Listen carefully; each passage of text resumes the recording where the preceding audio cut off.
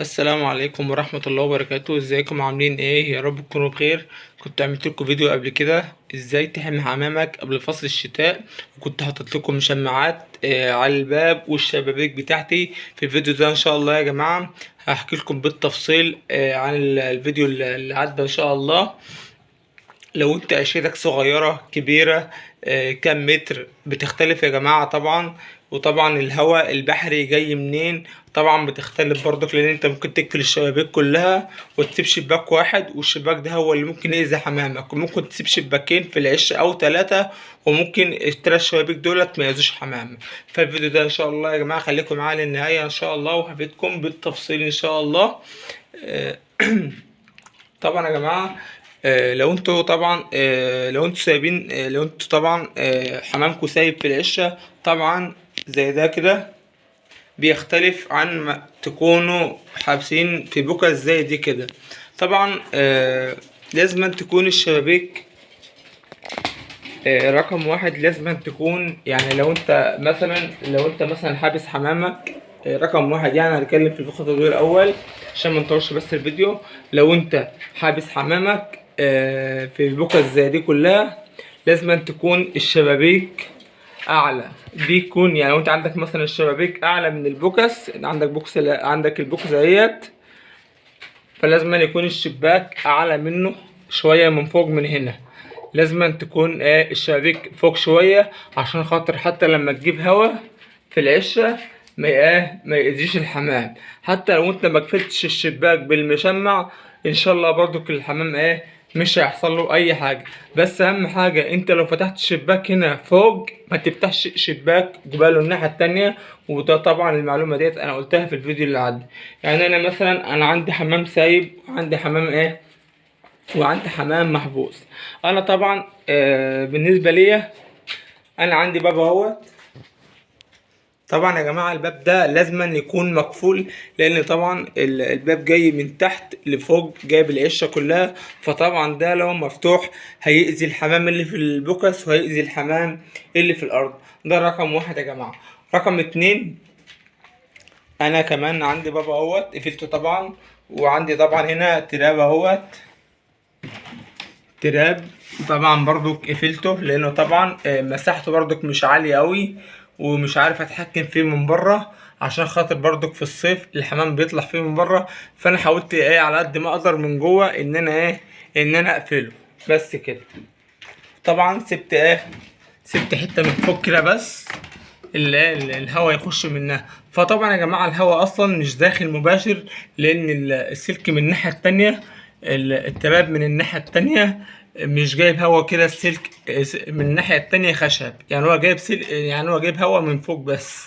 فهو التراب ده مفهوش برضو اي غلط، انا كده كده قافله يعني. هنا طبعا الشباك ده انا طبعا كمان قافله بسلك اهوت بمشمع طبعا من بره كمان اهوت زي ما انتم شايفين.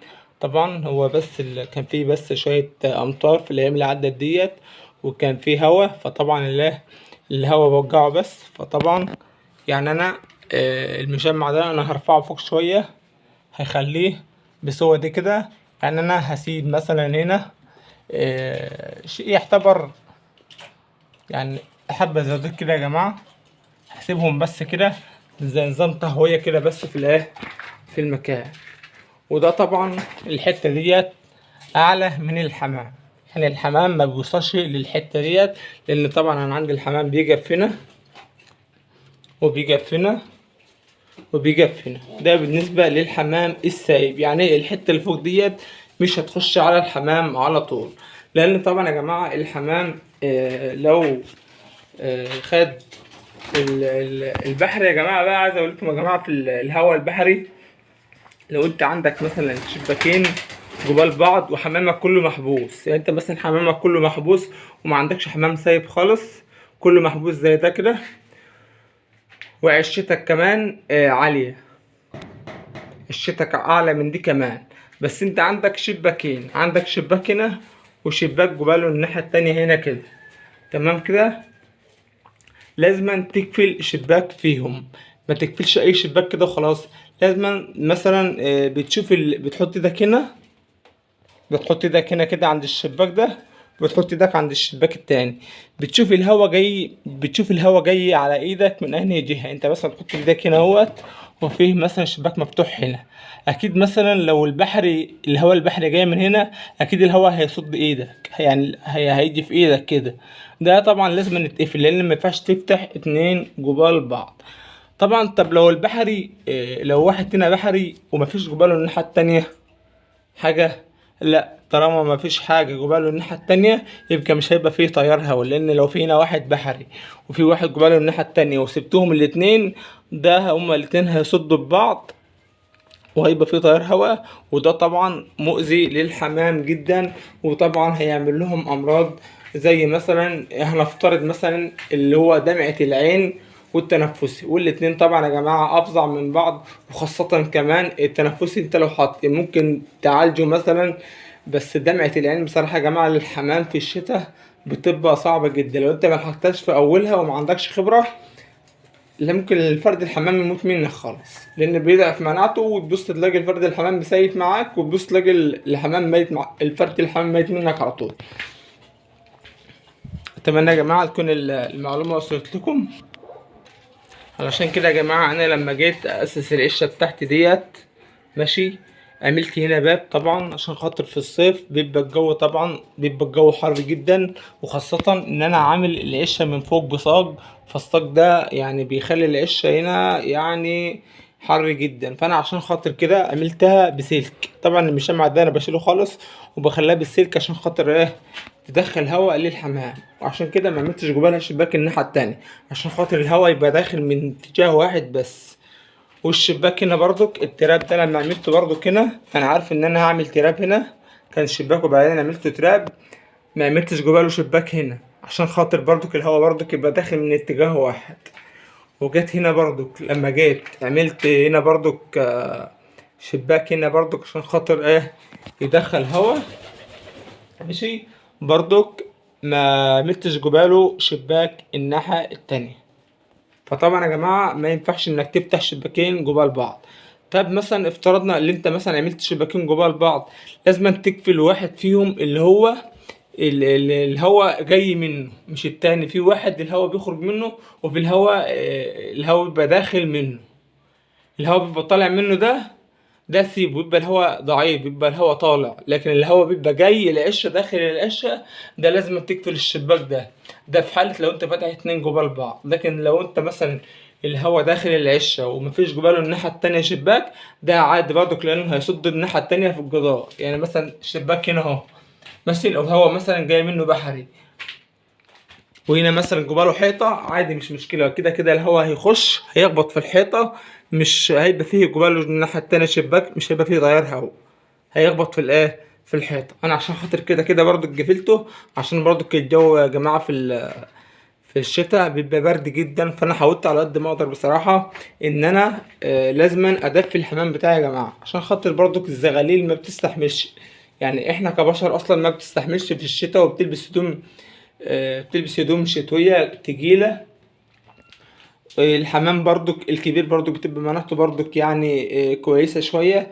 الزغاليل بقى لو انت عندك مثلا جوز حمام، جوز حمام مثلا كبير لسه مثلا اول مرة مثلا يبيض او تاني مرة مثلا يبيض، بيبقى ما عندوش الخبرة الكافية ان هو يعني ايه، ممكن مثلا ما يرقدش على الزغاليل الزمن الكافي، فممكن الزغاليل تموت منك. فاحنا مش عايزين نوصل للدرجات دي يا جماعة، احنا مش عايزين نوصل للدرجات دي، احنا عايزين على قد ما نقدر ندفي ندفي العشه بتاعتنا.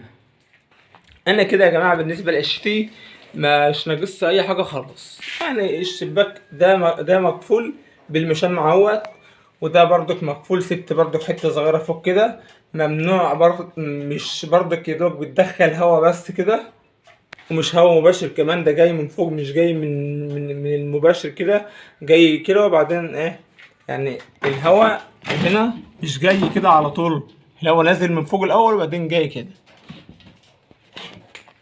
وبرضك هنا برضك يا جماعه ده برضك احتبى برضك مقفول لحد هنا اهوت، كده كده هقفلها من الناحيه التانيه كمان، وسبت هنا ايه حته صغيره بس برضك عشان خاطر برضك الايه التهويه. ودي كده كده اصلا مش بحري يعني، هو اعتبر البحري يا هنا يا هنا، هو كده كده مفيش ايه كده كده هنا مفيش شباك، فخلاص يعني هنا كده كده الدنيا هنا كويسة يا جماعة. طب بالنسبة للناس اللي هم أصلا ما عندهمش قشة زي ديت مثلا خالص، تمام، ومربي مثلا في البلكونة، مربي مثلا في البلكونة، طبعا يا جماعة بتبقى الدنيا سايبة شوية، ومربي في بوكس زي دي كده والجو ساقعة، يعمل هو طبعا مش هيقدر، مش ما عندوش الامكانيات مثلا ان هو يبني مثلا البلكونة او عايز يقفلها ولا حاجة. مفيش حل بقى غير ان انت، هو حل سهل خالص يعني، اسهل من اللي انا عملته ده كله، اللي انت تجيب مشمع او شكاير او مشمع، وتدفي بها تدفي بها تحطها على البوكس من فوق كده، تحطها على البوكس من فوق، وتخلي الاتجاه ده بتاع الحمام تخليه مش لبره، تخليه يعني او يعني تخليه لجوه، ما تخليش الوش بتاع الحمام ده، الوش بتاعها او الوش الناحية التانية، ما تخليهوش طالع للهواء على طول، يعني خليه لجنب عشان خاطر برضك الهواء برضك ما يبقاش رايح عليهم بشكل مباشر. تمام كده يا جماعة، بالله عليكم يا جماعة تكون اتمنى منكم بالله عليكم يا جماعه تكون المعلومه وصلت. انا والله يا جماعه على قد ما اقدر ان انا يعني افدتكم، يعني انا كنت عملت فيديو قبل كده ان انا وانا يعني قلت لكم قبل كده ان انا هقفل وهسيب بس طبعا بعد ما قعدت مع نفسي عرفت ان في حاجات انا ما قلتهاش، فانا طبعا يا جماعه يعني رتبت شويه حاجات كده، يا ريت يعني يا رب كنا قدرت على قد ما اقدر ان انا قلت الحاجات كلها وفدتكم بحاجه انتوا ما كنتوش عارفينها، اكون فدتكم يا جماعه يعني على قد ما اقدر، والله ما بخلتش باي حاجه. فيعني اي حد يا جماعه يا ريت يعني فضلا وليس امرا يكون شاهد الفيديو لحد دلوقتي، يا ريت يا جماعه ما يبخلش عليا باللايك، لان اللايك يا جماعه يعني انتوا ما تتخيلوش ان هو اللايك يا جماعه بيفرق عندي لدرجه انت ما تصورهاش، لان اللايك بيرفع الفيديو بتاعي وبيخلي شركه اليوتيوب تنشر الفيديو اكتر. طبعا لو انت طبعا مش مشترك في القناه يا ريت تشترك وتفعل زر الجرس عشان خاطر لما منزل اي فيديو يوصلك شعار به. والسلام عليكم ورحمه الله وبركاته.